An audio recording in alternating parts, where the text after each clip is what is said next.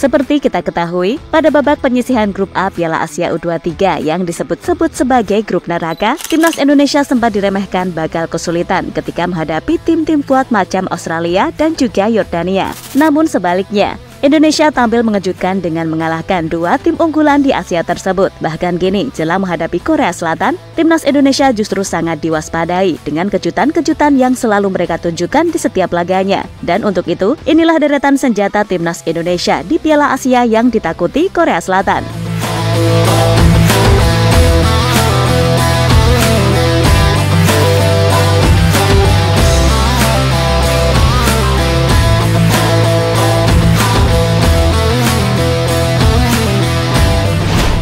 Timnas U23 benar-benar menjadi sensasi tersendiri di ajang Piala Asia U23. Hal yang sangat wajar, karena secara tak terduga, skuad Garuda berhasil melangkah ke babak 8 besar setelah sebelumnya dianggap hanya sebagai tim penghibur di grup yang dianggap sulit. Lebih dari sekedar kemenangan, Indonesia mampu menampilkan permainan yang memikat baik dari segi transisi maupun efektivitas. Meskipun kalah secara kontroversial dalam pertandingan melawan Qatar, tapi harus diakui juga di laga perdana permainan timnas gak berkembang.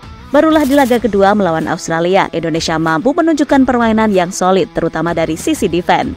Dan di laga versus Yordania, skuad Garuda beneran tampil memuaskan dan sangat keren banget, sehingga skor 4-1 yang terjadi bukanlah sebuah hal yang mengejutkan, karena memang mainnya sekeren itu.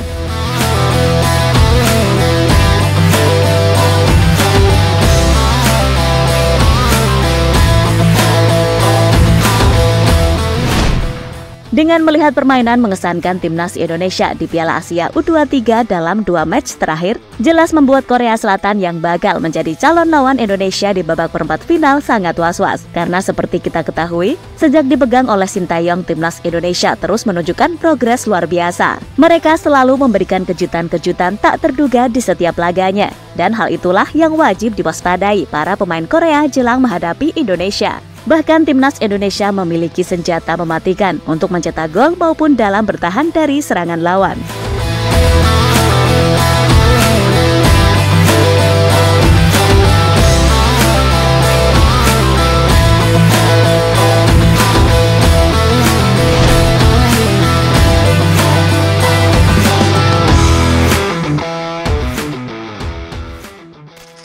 Pertama, salah satu senjata mematikan Indonesia di Piala Asia U23 tahun ini adalah lemparan Pratama Arhan, di mana hal itu sudah terbukti jelas dalam beberapa pertandingan terakhir, terutama saat melawan Yordania. Beberapa kali lemparan Arhan begitu menyulitkan lini pertahanan timnas Yordania. Bahkan gol keempat yang dicetak Komang Teguh berawal dari lemparan maut dari mantan pemain PSIS Semarang tersebut. Dan jika berkaca dalam match sebelumnya, timnas Korea Selatan sangat mewaspadai dengan senjata mematikan milik Indonesia tersebut. Indonesia kemungkinan akan menggunakan senjata andalannya itu dalam match babak perempat final nanti.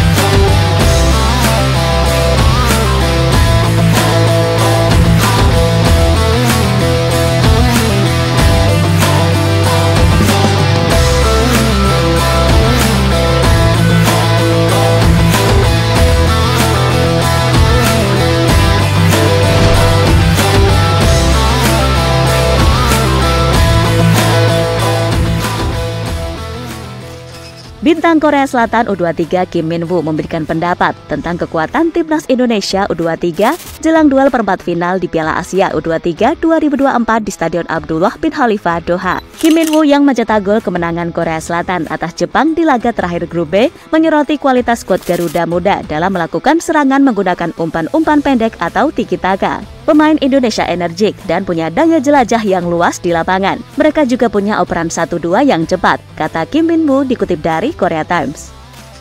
Sementara itu melawan Indonesia sebagai satu-satunya tim debutan Piala Asia U23, Korea Selatan berada dalam situasi sulit terkait kondisi fisik pemain.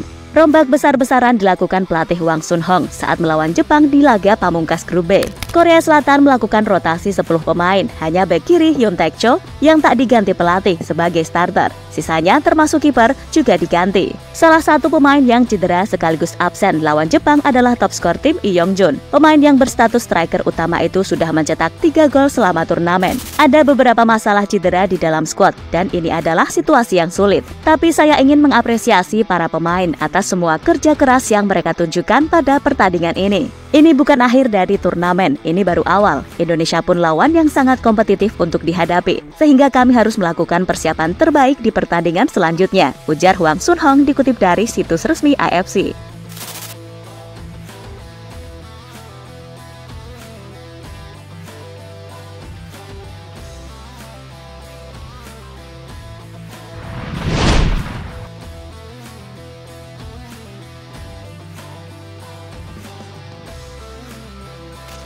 Kembalinya Nathan Choaon ke skuad Garuda Muda akan menambah amunisi kekuatan lini pertahanan timnas Indonesia saat melawan Korea Selatan. Seperti kita ketahui, dalam 2 pertandingan terakhir terutama saat melawan Australia dan Yordania, timnas Indonesia benar-benar menunjukkan kualitas lini pertahanan yang sangat solid. Mulai dari Rizky Ridho, Muhammad Ferrari, dan juga Justin Hubner saling bantu-membantu satu sama lain untuk membangun tembok kokoh di lini belakang timnas Indonesia. Ditambah dengan penampilan ciamik dari sang kiper Hernando Ari yang membuat lini pertahanan Indonesia semakin kokoh. Dan jelang menghadapi Korea, mungkin itu bakal menjadi salah satu senjata untuk meredam para striker Korea untuk mencetak gol.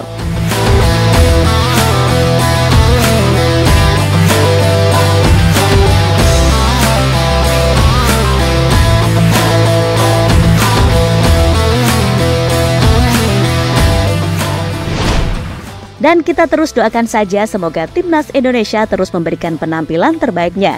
Dengan kembalinya Nathan Choaon dari Belanda, jelas akan menambah kekuatan Indonesia di lini tengah maupun belakang.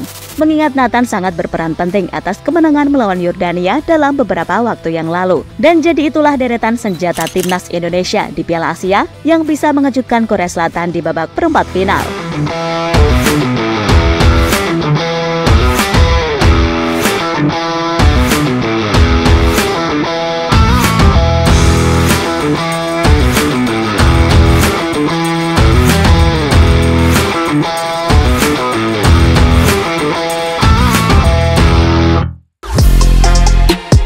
Halo, izin iklan sebentar ya guys. Jadikan ruangmu bernuansa timnas. Temukan beragam poster dinding, sepak bola dan timnas dengan desain menawan, kualitas premium dan harga yang tidak akan menguras kantong. Segera klik link Shopee di deskripsi video ini dan dukung timnas dengan sepenuh hati. Mulai dari dinding rumahmu.